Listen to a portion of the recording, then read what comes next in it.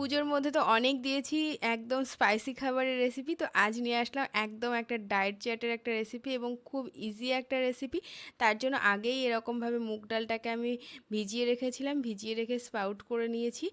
আর তারপরে এখানে দিয়ে দিচ্ছি আমি এখানে সঙ্গে একটা আলু সিদ্ধ ছোট্ট ছোট্ট করে টুকরো করে রেখেছিলাম। এটা যারা তোমরা বর্তমানে ওয়েট লস করতে চাইছো তারা এখানে আলুটা অ্যাভয়েড করতে পারো। তার সঙ্গে দিয়ে দিচ্ছি এখানে একটা বড় মাপের শসাকে একদম কুচি করে। আর এটাতে কিন্তু আমি খোসা সহ রেখেছি, কারণ খোসাটা সহ রাখলে মানে গ্যাস সারাতে কিন্তু শসা ভীষণ আমাদের সাহায্য করে। তার সঙ্গে লঙ্কা কুচি, টমেটো কুচি, টমেটোটা একটু অল্প পরিমাণে দিয়েছি কারণ আমার বাড়িতে কেউই টমেটো, কাঁচা টমেটো খুব একটা খেতে পছন্দ করে না। তোমরা চাইলে আর একটু বাড়িয়ে নিও এটা। আর তার সঙ্গে এখানে একটা বড় মাপের পেঁয়াজকে একদম কিমার মতন করে কুচি করে রেখেছিলাম।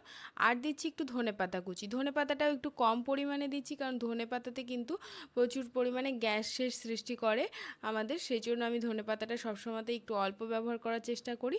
আর তার সঙ্গে দিচ্ছি লেবুর রস। এখানে আমি 3 চামচ পরিমাণে লেবুর রস ব্যবহার করছি। তোমরা যদি একটুখানি আরও বেশি টেস্টি করতে চাও সেক্ষেত্রে এখানে কিন্তু এর সঙ্গে লেবুর রসের সঙ্গে আরেকটা জিনিস অ্যাড করতে পারো, সেটা হচ্ছে তেঁতুলের যে মিষ্টি চাটনিটা করা হয় সেই চাটনিটা। আর পরিমাণ মতন দিয়ে দিলাম বিট নুন। ব্যাস, আর কিছুই কিন্তু এখানে প্রয়োজন হয় না। উপর থেকে চাইলে একটুখানি সেউ বা ভুজিয়া তোমরা ছড়িয়ে নিতে পারো। তবে আমি যেহেতু একদম পুরো টোটাল হেলদি একটা ডায়েট রেসিপি দেখাচ্ছি সেজন্য আমি এখানে আর কোনো কিছুই ব্যবহার করছি না। তা আজকের এই হেলদি ব্রেকফাস্ট রেসিপি তোমাদের কেমন লাগলো, বা বলতে পারো ওয়েট লস রেসিপি কেমন লাগলো, অবশ্যই জানিও। নতুনরা সাবস্ক্রাইব করে পাশে থেকো।